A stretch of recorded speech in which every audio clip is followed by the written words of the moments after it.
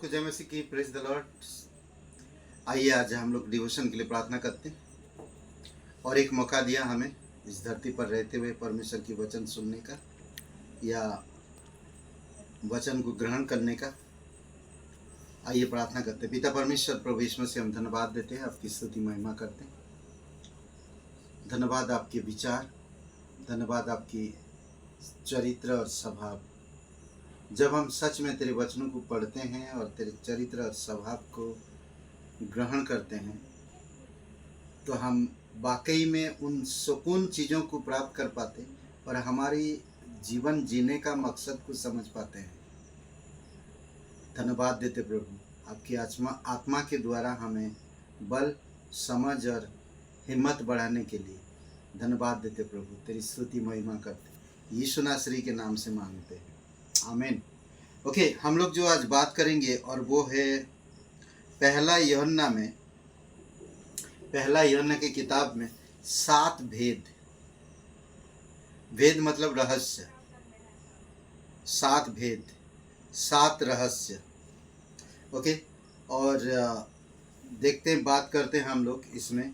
यूहन्ना जानते हैं यीशु मसीह को बहुत प्यार करता था और यीशु मसीह का यूहन्ना प्रिय चेला था जो उसके वचन के तरफ ध्यान देता था। और देखते, परमेश्वर का वचन सामर्थ का भेद है। परमेश्वर का वचन सामर्थ का भेद।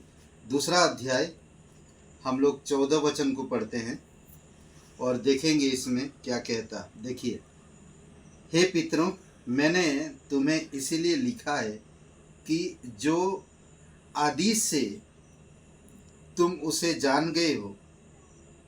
हे जवानों, मैंने तुम्हें इसलिए लिखा है कि तुम बलवंत हो और परमेश्वर का वचन तुम में बना रहता है और तुमने उस दुष्ट पर जय पाई है। ओके, हमें ये ध्यान देना कि परमेश्वर के वचन में सामर्थ है और 2 प्रकार के लोगों को, जवानों को और पितरों को। हे पितरों, पितरों मतलब वो लोग जो वाकई में पास्टर, लीडर्स, कुछ चीज़ें संभाल रहे हैं, ऐसे लोगों को और बच्चों को। उसमें दूसरे भाग में कहता है कि हे जवानों, मैं तुम्हें इसलिए लिख रहा हूँ कि तुम बलवंत हो और परमेश्वर के वचन तुम में बना रहे। तुमने उस दुष्ट पर जय पाई है। वचन के ऊपर ध्यान देना, ये एक रहस्य है। जितना आप वचन पढ़ेंगे उतना बुद्धि, समझ और उसकी स्वभाव और गुण और उसकी चमक में बढ़ेंगे और शैतान आपको छू नहीं सकता। शैतान का कोई भी कार्य आप पर सफल नहीं हो सकता अगर आप वचन की सामर्थ्य को समझ पाएं तो। ये एक भेद है।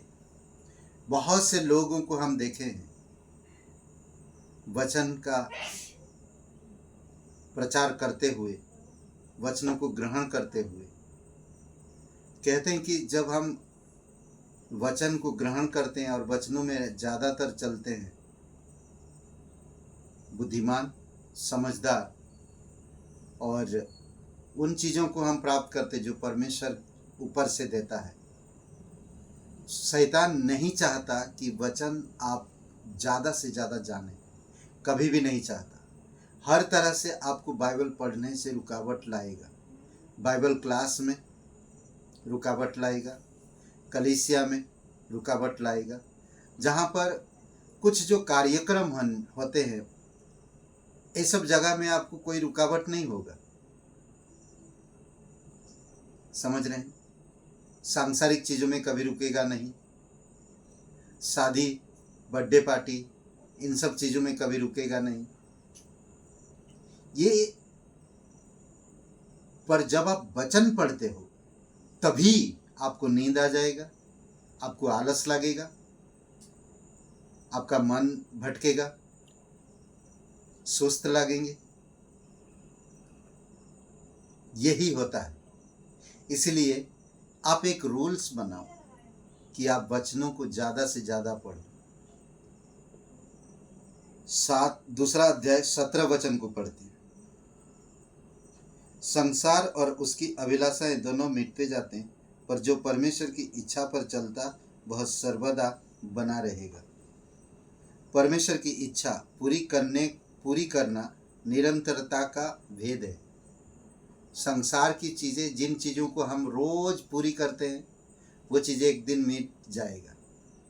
आज हम देखें लोगों के जीवन को, लोग पैसों के पीछे, लोग रिश्तों के पीछे, लोग परंपराओं के पीछे, ये सब चीज़ों को कभी दूर नहीं करते, और यही एक दिन सब कुछ छूट जाता जब आपका जीवन चला जाता। क्या आपने कभी सोचा कि मैं परमेश्वर के इच्छा को समझूं और उसके इच्छा अनुसार चलूं?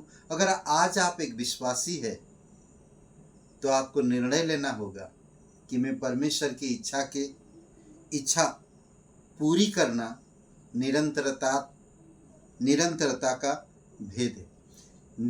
परमेश्वर की इच्छा पूरी करना आपके पास एक योजना हो कि आप हमेशा परमेश्वर की इच्छा पूरी करें। तीसरा अध्याय वचन 9 में देखते हैं, परमेश्वर से उन्नत होना पवित्रता का भेद है। परमेश्वर से उन्नत होना, बढ़ना। 3:9 तीसरा अध्याय वचन 9 में, जो कोई परमेश्वर से जन्मा है वह पाप नहीं करता, क्योंकि उसका बीज उसमें बना रहता है, और वह पाप कर ही नहीं सकता, क्योंकि परमेश्वर से जन्मा है। अद्भुत वचन है। ये पवित्रता का एक भेद है। और तीसरा अध्याय वचन 16 में कहता है, 16 वचन में, हमने प्रेम इसी से जाना कि उसने हमारे लिए अपने प्राण दे दिए, और हमें भी भाइयों के लिए प्राण देना चाहिए। यहाँ पर हम देखते हैं परमेश्वर का प्यार सेवा का भेद। और तीसरा अध्याय वचन 19 में हम देखते हैं, इसी से हम जानेंगे कि हम सत्य के हैं, और जिस बात में हमारा मन हमें दोष देगा उसके विषय में हम उसके सामने अपने अपने मन को ढाढ़स दे सकेंगे। यहाँ पर हम देख सकते हैं परमेश्वर की उपस्थिति भरोसे का भेद है। और पांचवा अध्याय वचन 4 में हम देखते हैं कि और एक भेद है।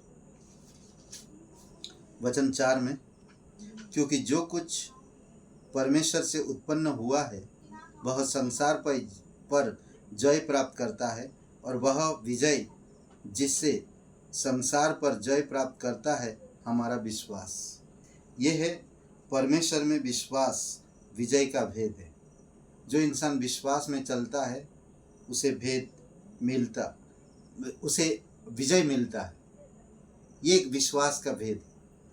विश्वास का मतलब है हम अनदेखी चीज़ों पर, हम देखी हुई चीज़ों पर नहीं। हम विश्वास करते हैं उन बातों पर जो सच में आत्मिक हो। हम विश्वास करते हैं, हम विश्वास से कदम बढ़ाते हैं जो जगह हम कभी जानते नहीं, जिन लोगों के बारे में हमने कभी सोचा नहीं, ऐसे स्थान पर हम जाकर प्रभु की महिमा करते हैं। परमेश्वर की आत्मा पहचानने का भेद, चौथा अध्याय वचन 6 में, परमेश्वर की आत्मा पहचानने का भेद। हम परमेश्वर के हैं। जो परमेश्वर को जानता है वह हमारी सुनता है, जो परमेश्वर को नहीं जानता वह हमारी नहीं सुनता। इस प्रकार हम सत्य की आत्मा और भ्रम की आत्मा को पहचान लेते हैं। अद्भुत बात है ना। ये सारे 7 भेद आप अपने आप से लागू कर सकते हैं, और इन भेदों को समझकर आप आगे बढ़ सकते हैं। वचन की सामर्थ्य का भेद, वचन को आप प्रेम करो, वचन पढ़ो, वचन बोलो, वचन के बारे में सोचो। और ये हमेशा का है। ये वचन जीवित वचन है और ये वचन अनंत है। परमेश्वर की इच्छा की भेद, परमेश्वर की इच्छा समझो, जानो और पूरी करो। परमेश्वर से उत्पन्न होना, पवित्रता का भेद। हम परमेश्वर से उत्पन्न हुए हैं और ये पवित्रता का भेद है। और परमेश्वर का प्रेम का भेद, यानी कि प्रेम से सेवा करो। परमेश्वर की उपस्थिति, भरोसे का भेद है। हमें भरोसा करना होगा और समझना होगा कि परमेश्वर मेरे उपस्थिति है। आप जहाँ कहीं भी हो, परमेश्वर उपस्थिति है। परमेश्वर में विश्वास, विजय का भेद। विश्वास में आप विजयी हो, संसार हार गया आपसे भी। 7वां, परमेश्वर की आत्मा पहचानने का भेद। अगर जो परमेश्वर से जन्मा है वो आत्मा का भेद समझ सकता है। ये 7 भेद आप स्वयं पढ़िए बाइबल खोलकर और उसको मार्क करिए। और मैं आपको ये प्रोत्साहन करने के लिए बता रहा हूँ, आप स्वयं बाइबल खोलिए। जब आप बाइबल खोलेंगे, शैतान आपको कहेगा कि नहीं नहीं नहीं नहीं, अभी समय नहीं, तुम नहा धो के बाइबल पढ़ना। ऐसा कभी मत सोचना। जब भी मन करे, जब भी मौका मिला, बाइबल पढ़ो, बाइबल खोलो, परमेश्वर से बात करो, समझो परमेश्वर की पवित्रता, भरोसा रखो परमेश्वर, उसकी उपस्थिति को समझो, उसकी इच्छा को समझो। आमीन। आइए प्रार्थना करते हैं। पिता परमेश्वर, हम धन्यवाद देते, आपकी स्तुति महिमा करते। तो दयालु और करुणामय परमेश्वर है। तो अपने बच्चों को, अपने बच्चों के पिताओं को तो भरसक मदद करता है कि वो स्थिर हो सके और पवित्रता में, विश्वास में, तेरी इच्छा में, वचनों में बढ़ सके। धन्यवाद देते, तेरी स्तुति महिमा करते। अद्भुत तेरी योजना के लिए तेरी ही महिमा हो पिता।